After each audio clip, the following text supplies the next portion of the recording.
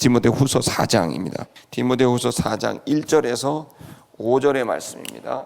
한 절씩 교독하겠습니다. 하나님 앞과 산자와 죽은 자를 심판하실 그리스도 예수 앞에서 그의 나타나실 것과 그의 나라를 두고 엄히 명하노니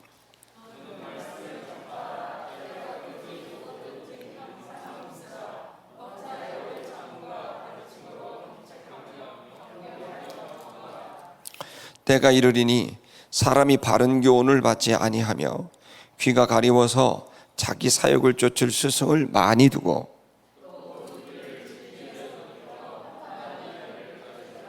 같이 하겠습니다.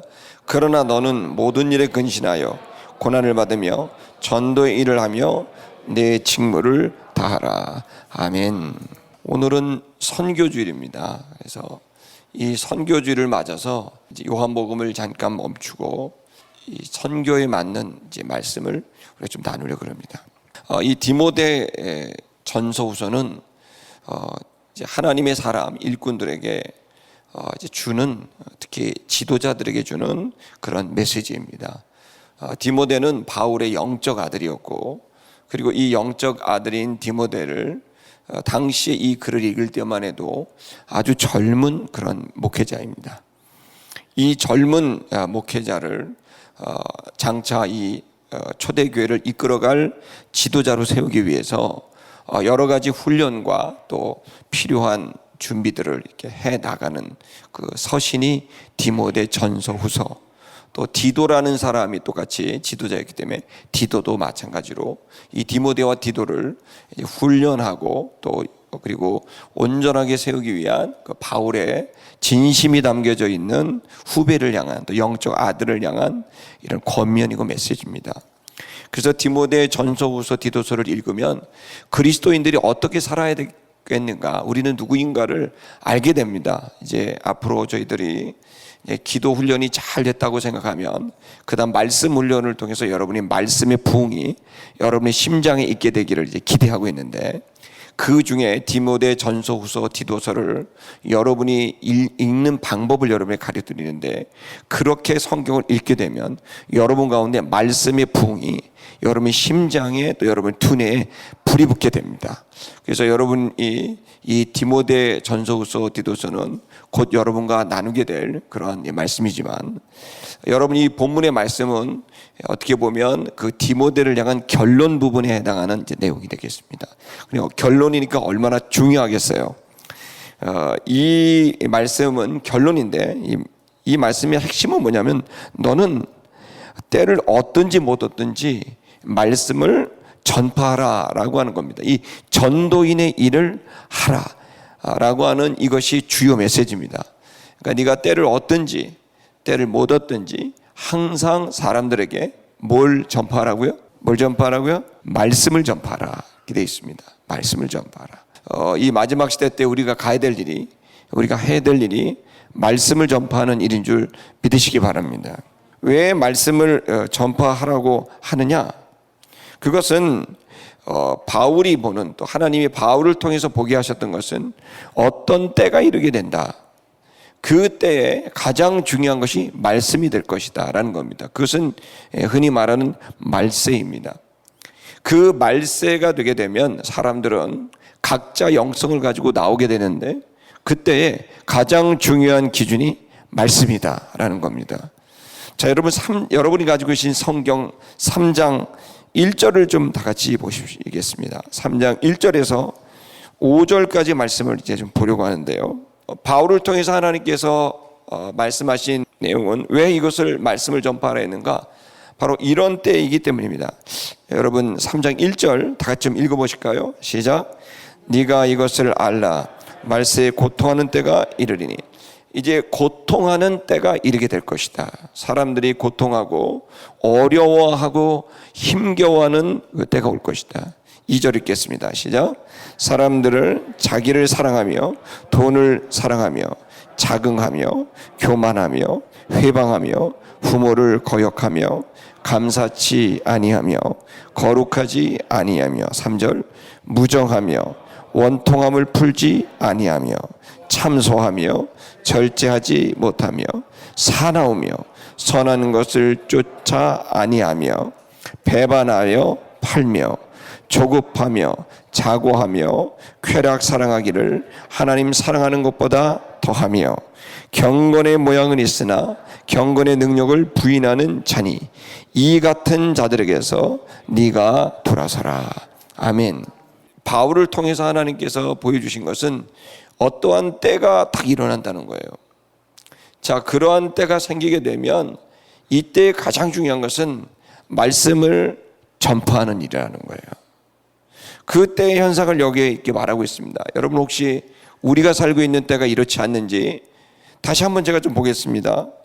사람들은 자기를 사랑하며 자기를 사랑하며 이기주의고 또 자기를 극도로 사랑하며 또 돈을 사랑하며 돈을 사랑하는 때가 옵니다. 자긍하며 자기에 대해서 높은 마음을 갖고 교만하며 회방 그것을 어떤 걸 막고 부모를 무시하고 감사하지 아니하고 감사가 없고 거룩하지 아니하고 하나님께 속하지 않고 무정하며 이 따뜻한 감정을 잃어가며 원통함을 풀지 않으며 마음이 원수지면 다시 풀지 않고 참소하며 계속해서 고소하고 비난하고 절제하지 못하며 선한 것을 쫓아 하지 아니하고 악한 것을 쫓고 배반하고 팔아버리는 일이 많고 조급하고 자고하고 쾌락사랑하기를 하나님보다 더 사랑하고 경건의 모양은 있으나 그 능력은 부인하는 이러한 현상이 벌어진 때가 있다는 거예요. 자, 여러분 이러한 때가 됐다면 사람들은 이것을 고통하는 때다라고 하나님께서 바울을 통해 얘기하고 있습니다. 자, 사람들이 바로 이렇게 각자 자기의 길을 따라가고 그 속에 내면의 고통 그리고 외적인 고통들, 관계의 고통들이 일어나는 그때가 될 거라는 거예요. 자, 이러한 현상 속에 네가 어떻게 할 거냐? 그럴 때 이 디모데후서에서 말씀하신 것은 바로 하나님의 말씀을 전하는 것이 가장 중요한 일이다. 3장 여러분 14절을 다 같이 읽을까요? 시작. 그러나 너는 배우고 확신한 일에 거하라. 네가 뉘게서 배운 것을 알며 배우고 확신한 일에 거하라. 말씀이죠. 15절 시작. 또 네가 어려서부터 성경을 알았나니 성경은 능히 너로 하여금 그리스도 예수 안에 있는 믿음으로 말미암아 구원에 이르는 지혜가 있게 하느니라. 그러니까 구원에 이르는 지혜를 얻게 한다.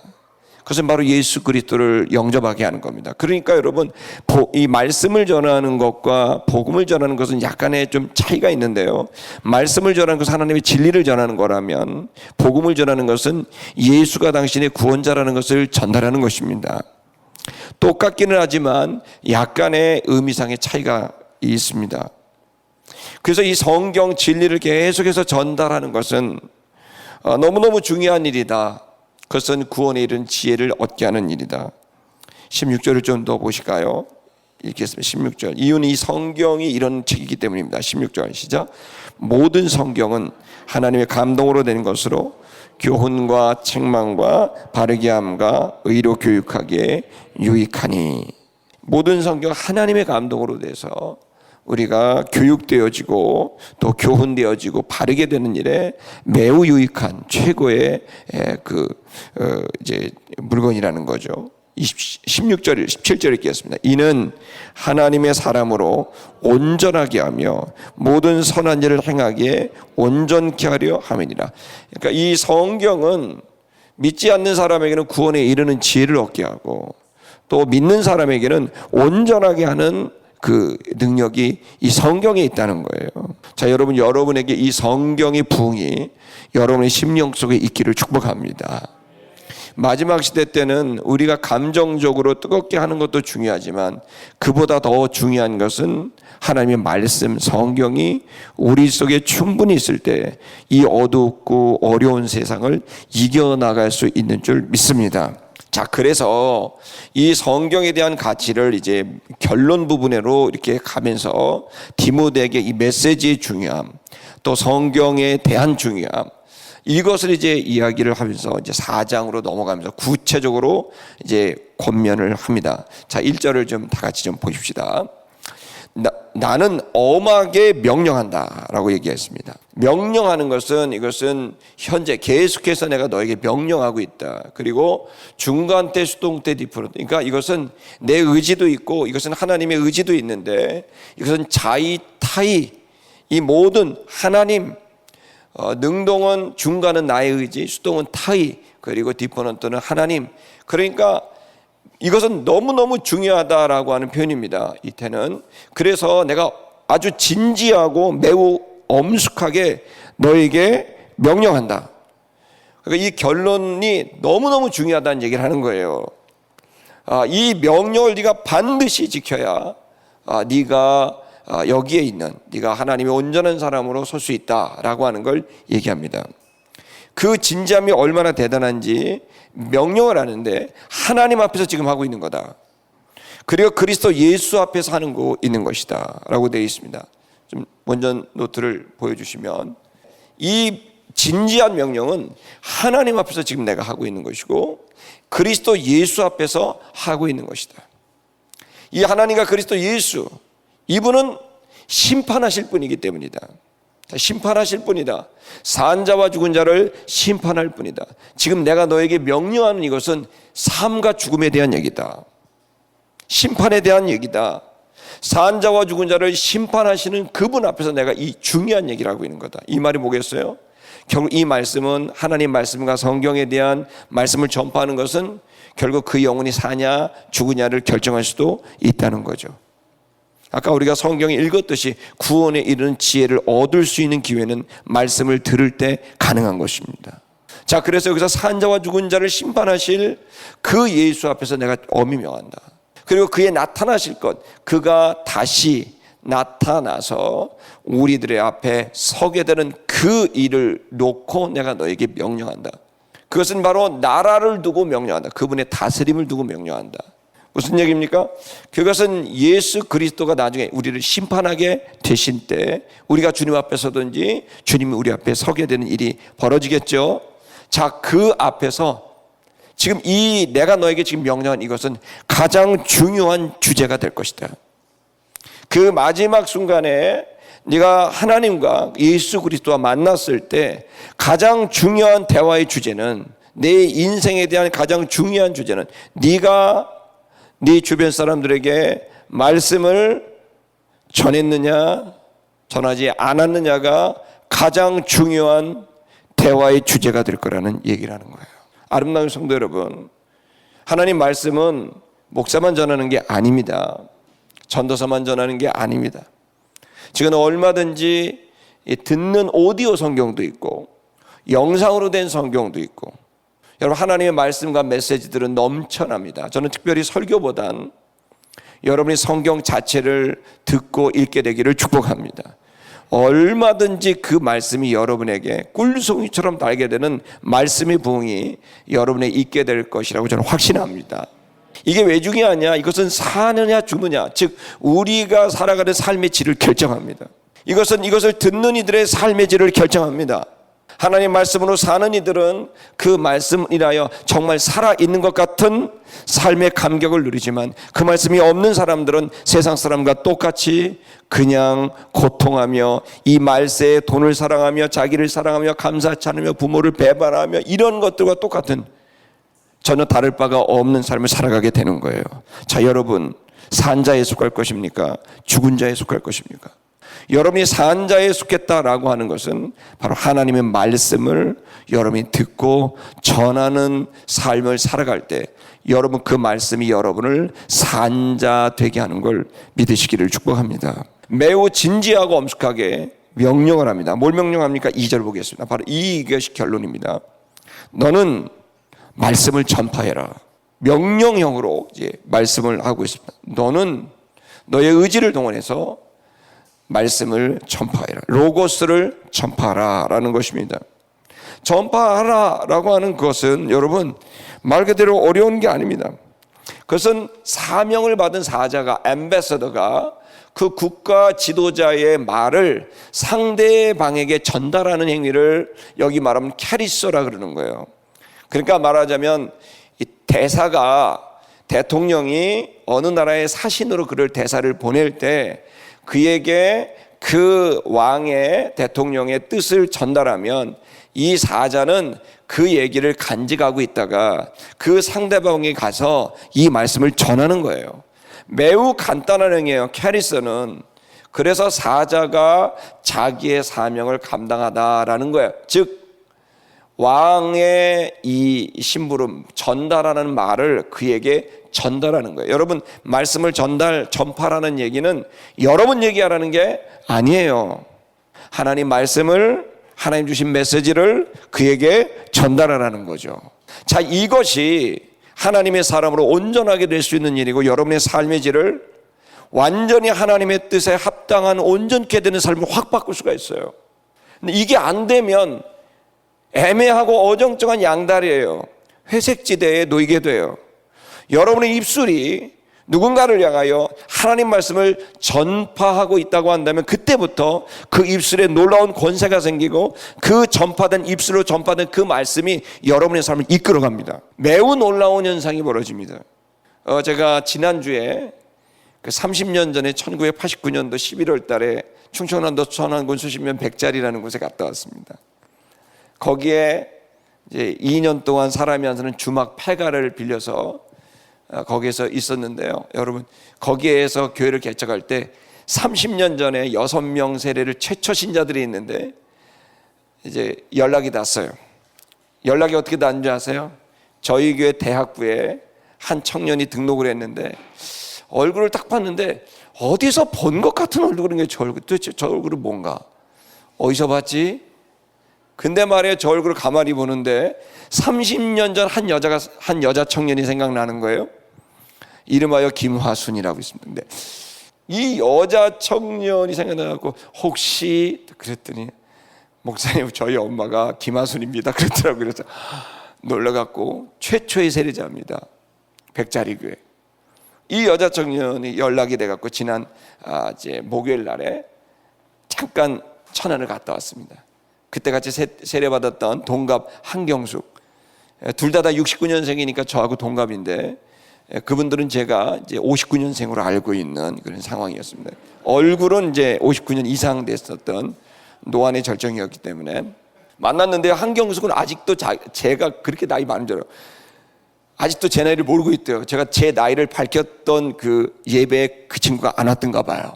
근데 김하순 자매는 다 알고 있고, 갔더니 제가 그랬더니 아니 목사님 왜 이렇게 젊으세요?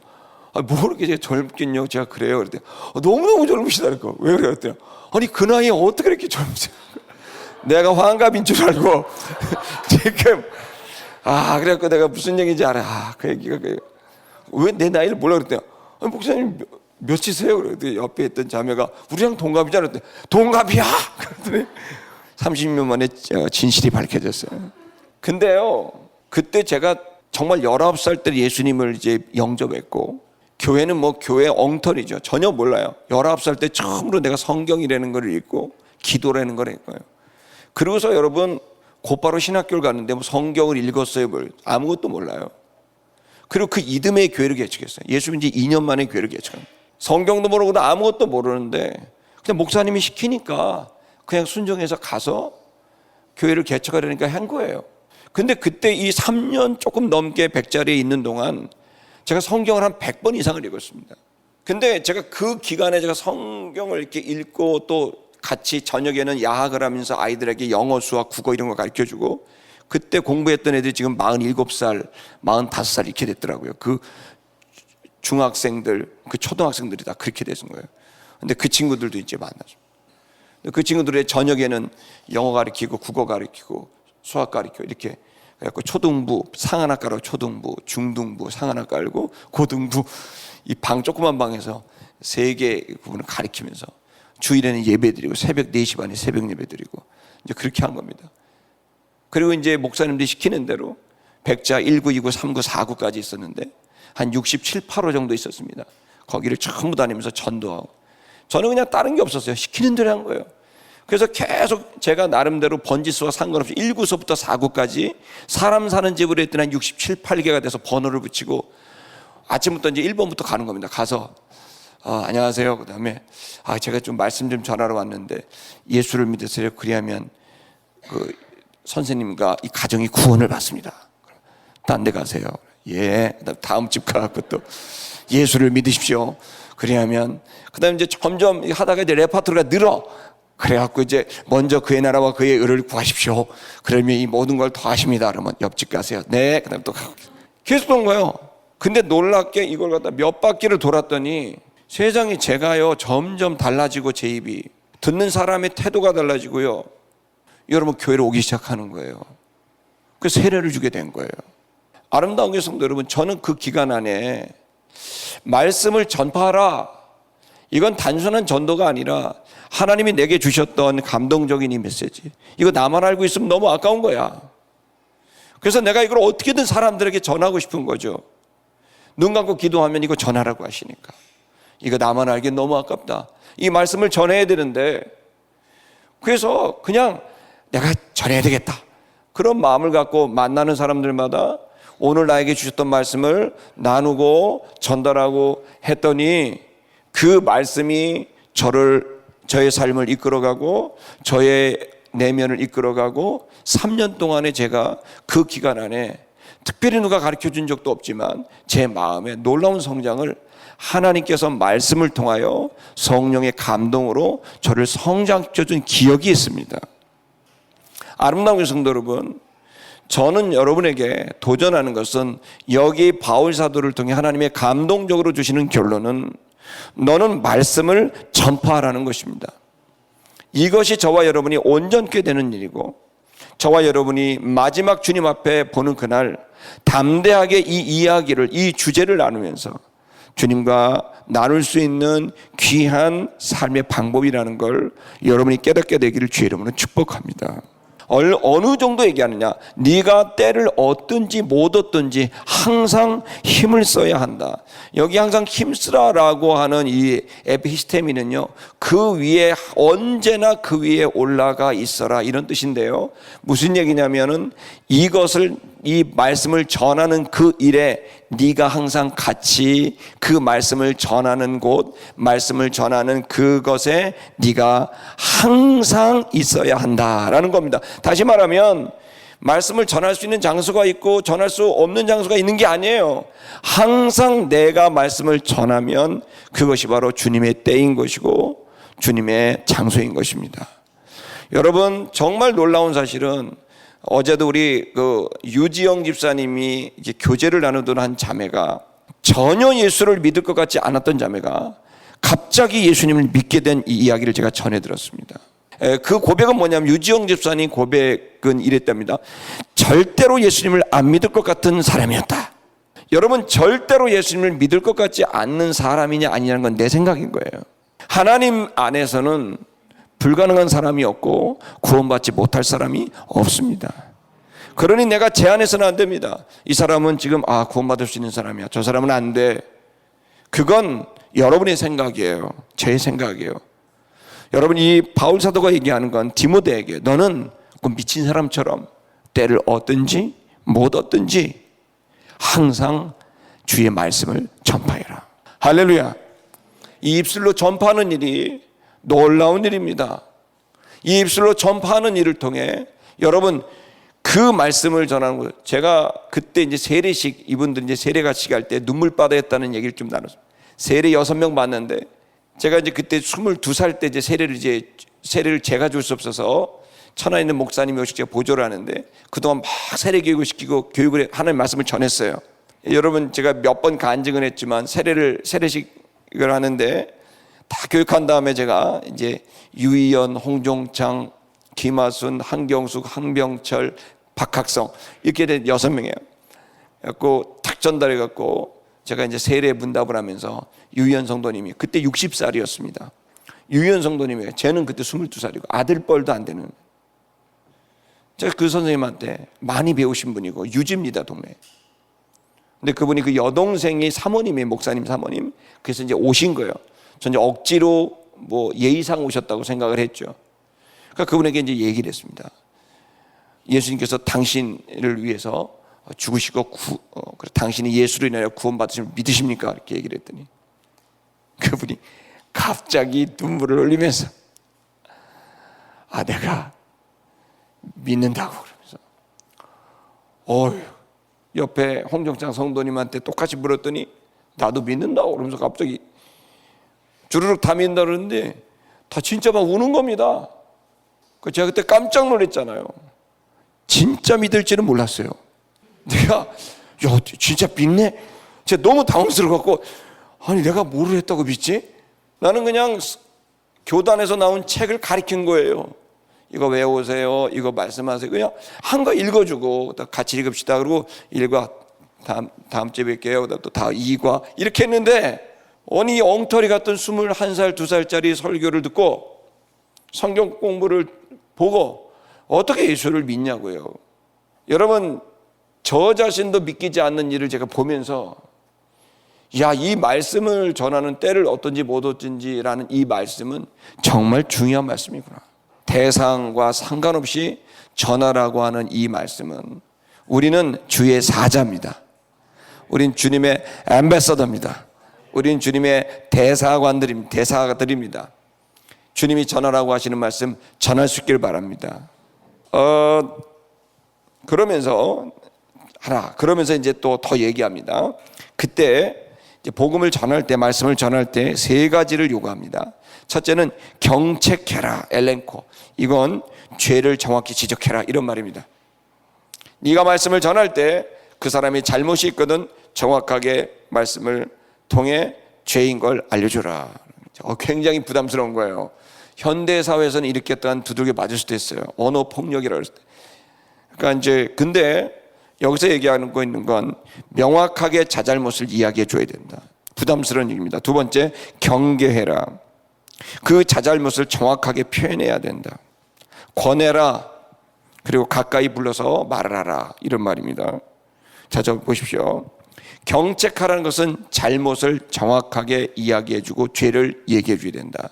그리고 이야기할 때에는 경계하라라고 하는 것은 그 자잘못을 정확하게 표현해주고 그것을 이야기를 정확히 해주라. 그 다음에 파라칼레오는 정말 그 사람의 마음 가까이 불러서 얘기하다니까 그 사람의 감정을 또 이해하면서 또 다시 얘기해주라. 그러니까 처음에는 굉장히 세게 나가고 그 다음에 정확하게 전달하고 그리고 또 가까이 불러서 감성을 이해하면서 전달하는 것까지 말씀을 전파라고 하는 이 다양한 방식들을 우리에게 전달하고 있습니다. 여러분, 절 보십시오. 지금 많은 사람들이 관계에 대해서 오해를 하고 있어요. 여러분, 매력적인 사람들의 특징이 뭔지 아세요? 매력적인 사람들의 특징. 여러분, 매력적인 사람들의 특징은 자기의 생각을 명확하게 표현하는 사람들입니다. 그 사람이 무조건 예스만 하면 여러분, 내가 저 사람과의 관계를 유지하기 위해서 늘 예만 하잖아요. 그럼 저 사람과의 관계가 좋아질 것 같죠? 저 사람이 잘못해도 그러고 저 사람이 엉뚱한 모습을 보여도 이해하고 하잖아요. 그럼 이 관계가 유지될 거라고 사람들은 생각해서 다 침묵하거나 또 외면하거나 아니면 그냥 좋은 쪽으로 말을 합니다. 여러분, 그러면 관계가 유지될까요? 아니에요. 진짜 관계가 잘 유지되는 건 정확하게 내가 가지고 있는 생각을 그 사람이 기분 나쁘지 않는 방식으로 전달해서 그 사람과 동등된 관계 속에서 내 생각을 전달하게 됐을 때 그 사람은 장기적으로 굉장히 관계가 깊어질 수 있는 거예요. 그리고 그렇게 하는 사람들이 매력적인 사람들이고 그렇게 하는 사람들이 많은 사람들에게 영향을 끼치고 이끌어가는 그런 사람의 자리에 앉을 수 있는 거예요. 여러분이 싸우란 얘기가 아니라 다투란 얘기가 아니라 아닌 건 아니라고 예의를 갖춰 말할 수 있는 그 언어를 가져야만 관계는 깊은 관계가 될 수 있습니다. 여러분, 여기에서 말씀을 전파라고 하는 이 이야기를 여러분 무턱대고 예수 전당 보시죠 이렇게 하라는 얘기가 아닙니다.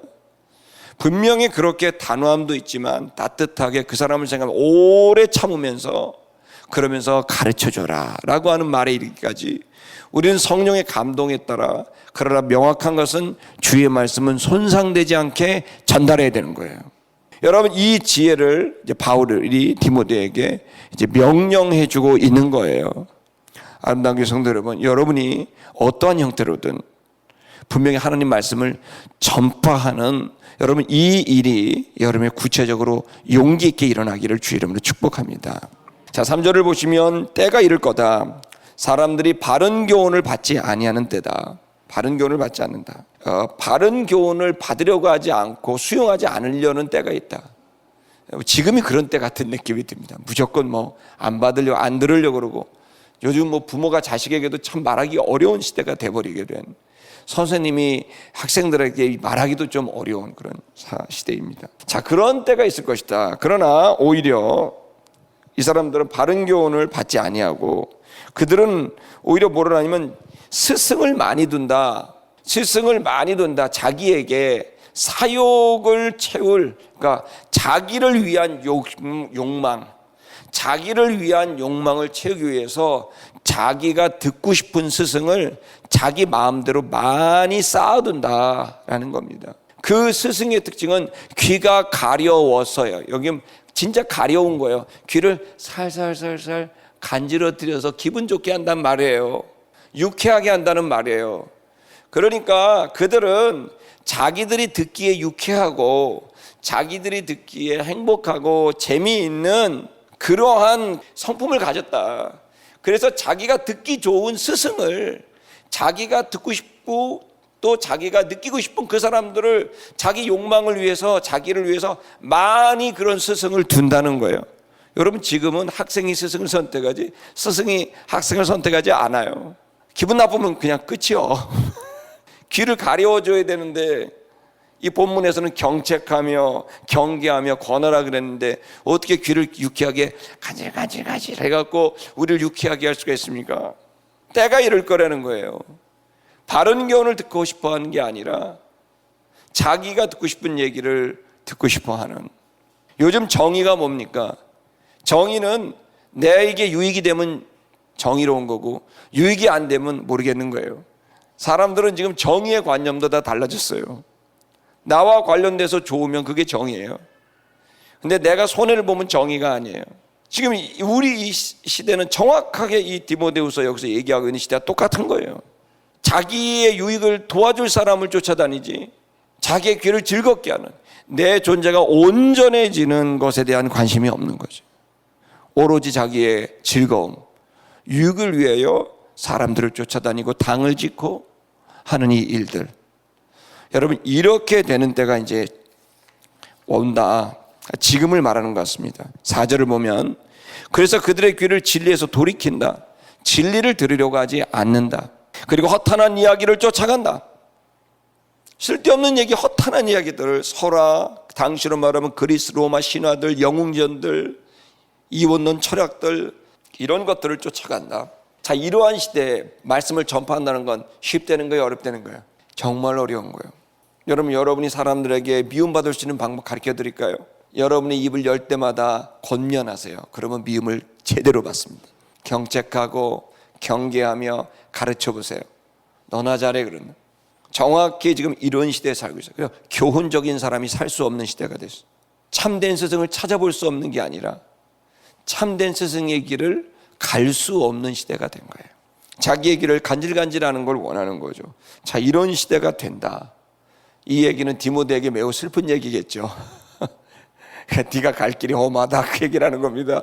지금 그런데 너는, 내가 얘기하는데 사람들이 기분 좋아하든 좋아하지 않든 너는 주님의 대사야. 사명을 받았어. 말씀을 전파해라.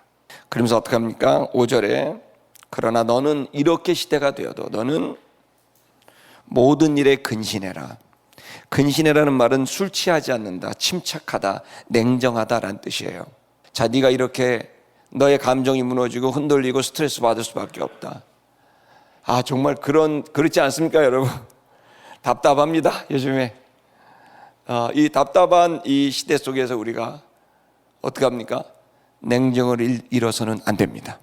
냉정을 잃지 말고 여러분, 저와 여러분들이 침착하게 모든 일에 있어서 그런 안 좋은 상황을 원망하거나 낙심하지 말고 그것을 인하여 분노하지 말고. 제가 예전에 섬기는 멘토링 했던 목사님 개척하신 분이 있어요. 검단 참 좋은 교회라고. 그 목사님하고 이렇게 같이 밥을 이렇게 먹었어요. 제가 멘토링하고 교회 앞에 왕갈비집이 있었어요. 갈비가 막 이만한, 수원은 아닌데 그 왕갈비집이 있었는데 거기서 제가 격려하는 차원에서 갈비를 이렇게 대짜를 시켜갖고 둘이서, 저 원래 고기도 안 좋아하는데 그 목사님이 고기를 너무 좋아해갖고 탁 갈비를 이렇게 먹었어요. 맛있게 먹는데 옆에 어떻게 얘기하다가 우리가 목사는 맨날 교회 얘기만 하고 했나 봐요. 근데 바로 옆에 있던 어떤 남자들이 이제 밥을 이렇게 먹다가 저희들이 이렇게 대화 중에 있었는데 갑자기 저희 들으라고, 야, 목사들이 갈비 처먹고 좋네. 싸우자는 건지. 참 어려운 시대야. 갈비도 못 먹어 우린. 내가 지금 그래갖고 어디 가서 야, 목사라 그러지 마라 그렇게 말을 해야 되나, 어떻게 대표님이라고 부르라고 해야 되나, 뭐 좋은 것만 하면 난리가 나니까 갈비도 못 먹는 거예요. 갈비 처먹는다고 저한테 그냥 지들끼리 좋네 그러면서 지들도 먹으면서 냉정함을 잃지 말아야 돼요. 거기서 뭐야 그러면 이제 그 9시 뉴스에 나올 수도 있습니다. 그렇기 때문에 냉정함을 당황하지 말고 냉정함을 잃지 말고 침착하게 그냥 계속 먹습니다. 여러분, 말씀을 전파하고 하는 어려운 시대를 우리가 맞이할 수 있습니다. 그리고 그것 때문에 여러분이 크고 작은 여러분이 흔들릴 수 있는 상황이 될 수 있어도 여러분 침착하게 주님 바라보시고 설 수 있기를 축복합니다. 두 번째, 그리고 너는 고난을 받아라. 그거 사명자는 반드시 고난이 따라온다. 고난과 어려움이 있어도 그걸 그냥 다 받아내라. 그 고난을 피하려고 하지 말고 고난을 다 수용해라. 아름다운 게 성도 여러분, 어차피 자잘한 비는 우산으로도 피해져요. 근데 여러분, 폭풍이 몰려오면 우산 필요 없어요. 그냥 다 비 맞으세요. 그리고 그 폭풍이 지나가야 돼요. 여러분, 지금 이 시대는 우산으로 막을 수 있지가 않아요. 막아봐야 막아지지가 않아요. 이 비난과 고난을 목회자들과 장로님들과 또 권사님, 집사님들, 성도님들은 내가 신자야 라고 말했을 때 긍정보다 부정이 많은, 특별히 지금 어르신들의 세대가 아니라 젊은이 세대에 더 그렇습니다. 여러분, 그런 일에 여러분이 당황하거나 흥분하지 말고 침착함을 유지하면서 그 고난을 다 받으세요. 아멘입니까? 그때 여러분이 생각했어요. 한번 따라하겠습니다. 나는 공기청정기다. 아멘. 그래서 안 좋은 말을 다 삼키고 좋은 말을 해서 언어의 청정기가 되시길 주의 이름으로 축복합니다. 그때 안 좋은 고기 마셨다고 더 안 좋은 고기 내버렸다가는 난리 나는 겁니다. 여러분, 절대 안 됩니다. 말씀을 전파하는 이는 다투지 않습니다. 하나님 말씀을 전하다 고난이 오면 아멘 그러고 받는 겁니다. 그 고난 받는 걸 두려워하지 마십시오.